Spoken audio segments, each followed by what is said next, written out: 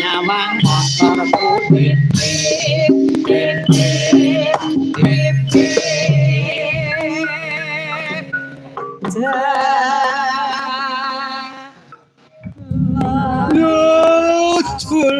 ya dolangon bebek ilang kabeh.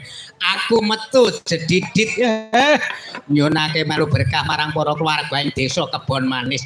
Sakmuse aku melu nyunake berkah pangestu marang keluarga agung ing desa Kebon Manis. Aku nembang sak cengklengan.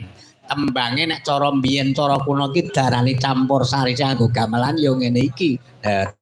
Aku njedul sore-sore neng latar karo sindene terus waranggana mangsuli rame-rame tetembangan rodalange kanca ayo kanca ayo kanca sak piturute coba putri dadi saka tape ketan ki mau dadi deling-eling cok nek aku ngacung munggah piyai kakung Dun Piyayi Putri. Yo, deling-eling cok, waton munggah apa lan? Cok, yo. Agung, nek medun Putri. Putri, deling-eling waton ngatung kuwi lah. Lah, yo. Deling-eling cok, nggih. Waton munggah Piyayi Kakung, medun Piyayi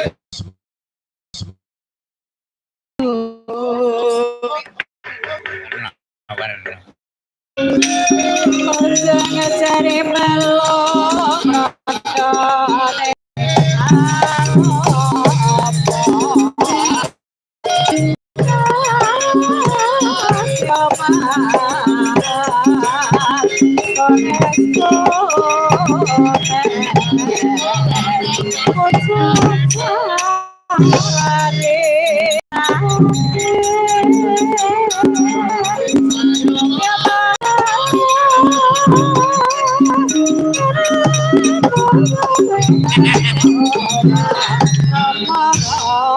Saka kula candhak kapas trek pitik menol-menol.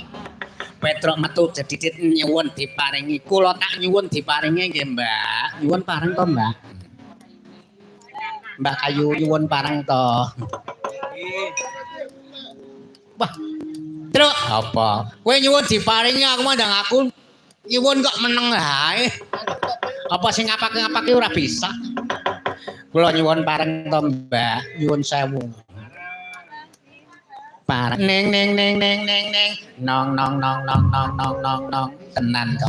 Petruk nembang sore-sore ning latar karo sindene. Coba wingi aku tak takon ya. Kakang Mbak Yujo lali weringku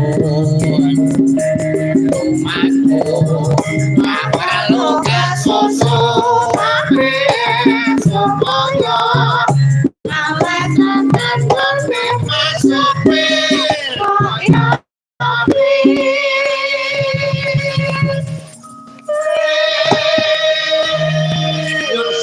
ngimotake prayi ingkang manggah wonten ing dusun Kebon Manis sak kiwa tengenipun monggo ewa dene ngantos kendaraan kula aturi ingkang ngatos satos lah monggo menapa-napa kedadipun kumpliti lho monggo lanjut dados montor balik jengkel